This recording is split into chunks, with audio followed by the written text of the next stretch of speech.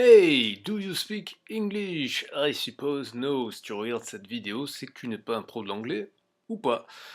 De toute façon, dans cette vidéo, je vais te présenter une astuce pour progresser en anglais. Et si tu es déjà un pro de l'anglais, eh ben, tu pourras aider d'autres personnes. Parce que c'est une astuce qui peut à la fois t'aider et qui peut te permettre aussi d'aider les autres. Mais avant ça, je vais te parler de mon actualité, notamment de mon livre, comme tu peux le voir ici, Introduction à la phonétique anglaise, rédigé avec le logiciel Xelatech qui me permet donc d'avoir un livre de qualité typographique professionnelle, comme tu peux le voir ici, avec tous les éléments bien propres, comme il faut, et les bonnes calligraphies, la bonne couleur, les liens, les notes de bas de page qui te permettent d'accéder à toutes les ressources que j'ai utilisées pour créer ce livre. Voilà, donc ça, il faut savoir qu'à la base, hein, c'est un code, d'accord? C'est un langage de programmation qui permet de faire ça. Alors, tout d'abord, il faut savoir qu'il y a une formation, ma formation phare, comment devenir autonome en anglais en 90 jours que je suis en train de préparer actuellement avec une américaine. Donc, c'est-à-dire que tu vas bénéficier de la vraie voix d'une américaine qui est donc née aux États-Unis, qui vit aux États-Unis, mais qui en ce moment est en France pour quelques mois et qui parle très bien aussi le français. Donc c'est vraiment du contenu de très haute qualité. Il y a de nombreuses expériences dans l'enseignement du français aux Américains et de l'anglais aux Français. Donc c'est vraiment du très très bon niveau. Ensuite, il y a une formation de 30 jours sur comment booster ton vocabulaire. Alors par contre, celle-là ne te permettra pas de devenir autonome, mais de considérablement augmenter ton vocabulaire en utilisant une astuce que pratiquement personne n'utilise. Et enfin, il y a une formation, donc ça n'a rien à voir avec l'anglais, qui te permet d'apprendre ce langage que j'utilise pour écrire mon livre, et qui te permettra donc du coup d'écrire ton propre livre sur le domaine que tu veux, et de tout de suite être pris au sérieux, puisque c'est l'édition de type professionnel. Donc ça, c'est pour ma petite pub. Autre chose intéressante, si tu veux toi faire ta propre petite pub, si tu as un blog, une chaîne YouTube ou quoi que ce soit, ou si tu veux me poser des questions, ou si tu veux en savoir plus sur les formations, ou si tu veux partager ton expérience d'apprentissage des langues, il faut savoir que tous les dimanches du mois d'avril jusqu'à la fin du mois d'avril, à partir de 19h, j'organise un live et tu es donc le bienvenu. Et en plus, en cadeau de bienvenue, jusqu'à la fin du mois d'avril, tu pourras obtenir la version actuelle de mon livre, gratuitement. Voilà, alors quelle est donc cette astuce pour progresser en anglais? Ben, cette astuce, c'est un site qui s'appelle Word Reference. Word Reference, en fait, c'est un site qui est un site communautaire, comme tu peux le voir, il y a plein de langues, d'accord? Il n'y a pas seulement l'anglais. Euh, mais là, je vais t'en parler au niveau de l'anglais, donc on va regarder la rubrique anglais-français, mais tu as aussi évidemment la rubrique français-anglais.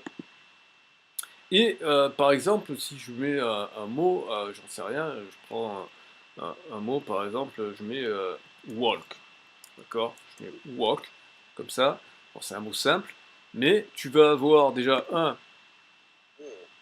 la prononciation avec le type d'accent qui est précisé, parce qu'ici par exemple c'est le RP accent, c'est le BBC accent, c'est la référence dans l'anglais britannique, mais tu as aussi en version américaine, et tu vois que la phonétique, par exemple, n'est pas tout à fait la même.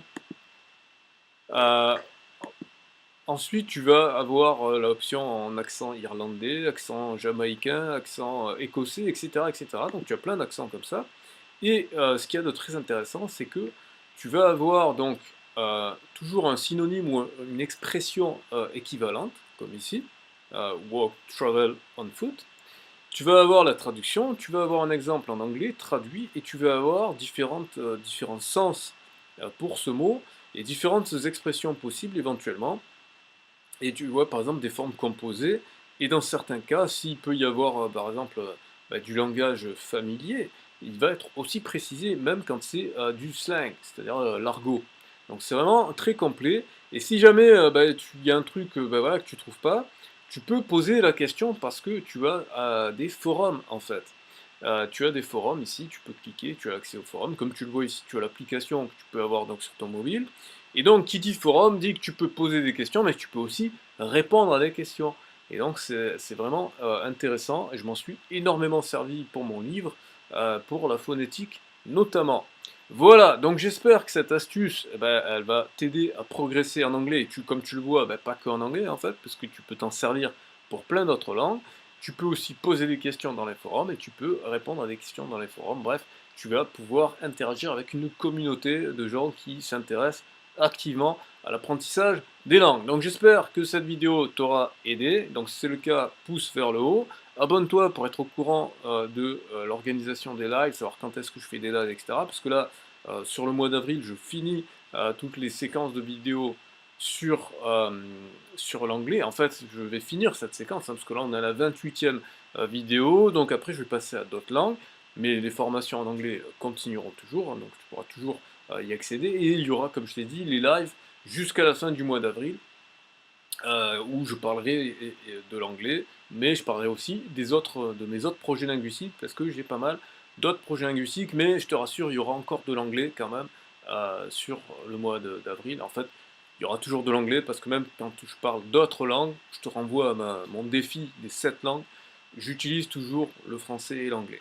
Voilà, merci pour ton attention et je te dis à bientôt donc enfin demain pour la dernière vidéo, parce que j'ai dit 28 en fait, non, c'est la 29e vidéo.